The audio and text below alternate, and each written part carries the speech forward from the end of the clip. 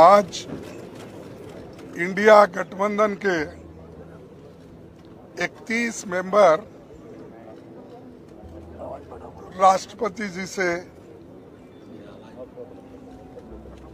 हम मिले और मणिपुर में जो घटनाएं घट रही है उसके बारे में जो वहाँ एक इंडिया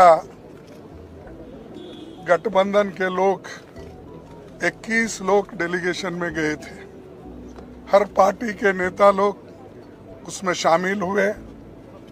वो खुद ही आंखों से जो वहाँ की स्थिति को देखे हैं वो पूरा हमारे राष्ट्रपति जी को बताए और हमने एक मेमोरेंडम भी उनको पेश किया और किस ढंग से अब तक वहाँ पर घटनाएं घट रही है, खासकर महिलाओं के ऊपर अत्याचार, स्त्रियों का जो नंगा परेड किया गया, 5000 घर जलाए गए और हमारे 200 से ज़्यादा लोग मर चुके हैं और 500 से ज़्यादा घायल हो चुके हैं। तो और 60,000 लोग वो रिहेबिलिटेशन दूसरे जगह किया गया है, जिनको खाना नहीं, पानी नहीं, समय पर उनके बच्चों को जो औषध मिलना चाहिए वो भी नहीं, बीमार लोगों के लिए कोई व्यवस्था नहीं। ऐसी परिस्थिति में वहाँ लोग रह रहे हैं। तो इसीलिए हम राष्ट्रपति का ध्यान खींचने के लिए हम सभी मिले। उन्होंने कहा ये जो आपका मेमोरेंडम है मैं इसके बारे में सोचूंगी, ऐसा उन्होंने आश्वासन दिया है।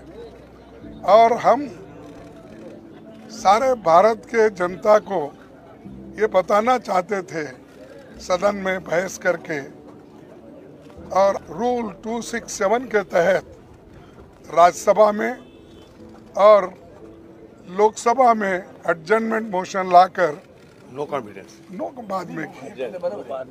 तो लोकसभा में एडजर्नमेंट मोशन और राज्यसभा में 267 ये हम बार बार लाते गए और राज्यसभा में तो कम से कम 65 लोग रोज 267 में नोटिस देते थे, लेकिन उसको सरकार रिजेक्ट करती थी, बोलने नहीं देती थी। ये एक वहाँ पर स्थिति बनी। और दूसरा, लोकसभा में जब एडजर्नमेंट मोशन देख कर थक गए थे तो आखिरी में अपनी बात रखने के लिए उन्होंने नो कॉन्फिडेंस मोशन मूव किया गया है और वो आज लेना था, लेकिन ये आखिरी में रखकर ये भी उन्होंने तय कर लिया है कि 8-9 2 दिन इसका बहस चले, फिर 1 दिन रिप्लाई दिए और हाउस एडजर्न हो जाएगा।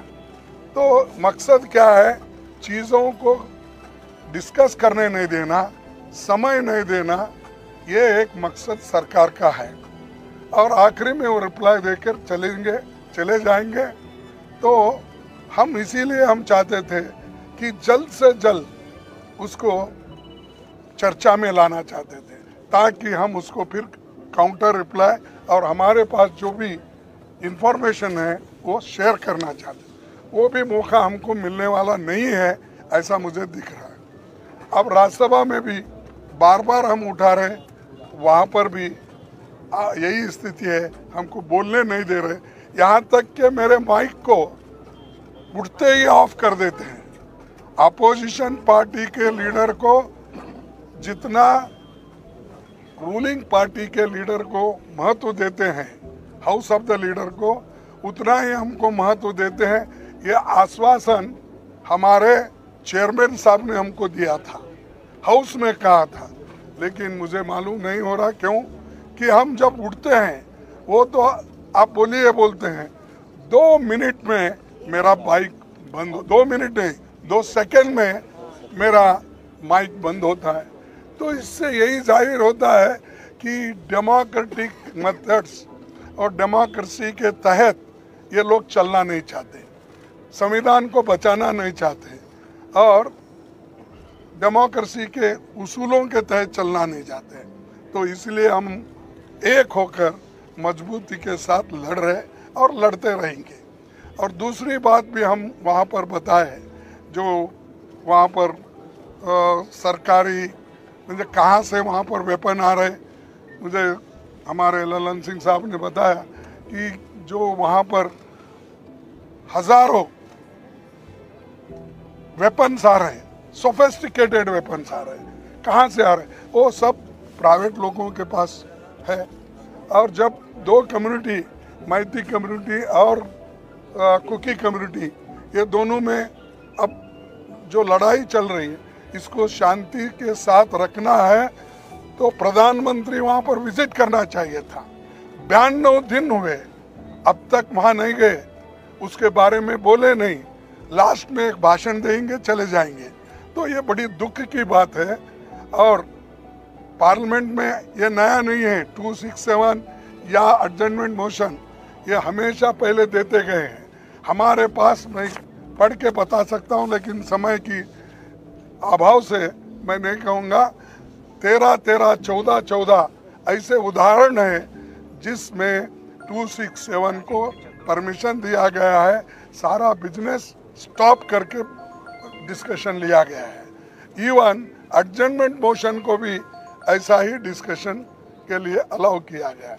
लेकिन ये सरकार ना डिस्कशन को अलाउ कर रही, ना किसी बात सुनने के लिए भी तैयार नहीं है। ये एक। दूसरी चीज, हरियाणा में जो दंगे हो रहे हैं वो उनके आंखों के सामने, प्राइम मिनिस्टर के ऑफिस से 100 किलोमीटर भी नहीं है, उसके अंदर है। वहां पर इतनी गड़बड़ी चल रही है, लोगों को जाके मार रहे हैं। ये कहाँ का रोल है? अरे दिल्ली से नजदीक राज्य में भी ऐसा होता है तो वो कोई उसका संज्ञान भी नहीं लेते, और ये दूर की बात तो अलग है। तो इसीलिए हम इस सारी चीज़ों को वहाँ पर बताएं, चाहे हरियाणा का हो, और मणिपुर का मुद्दा तो 92 डे से हम उठा रहे हैं, वो भी है। तो इतना सारी चीज़ें हम बताएं, बताने के बाद वो देखने का या सुनने का उन्होंने भी काम किया, और वो बोले कि मेमोरेंडम हम भेजेंगे। इतना कहते हुए मैं अपने शासन को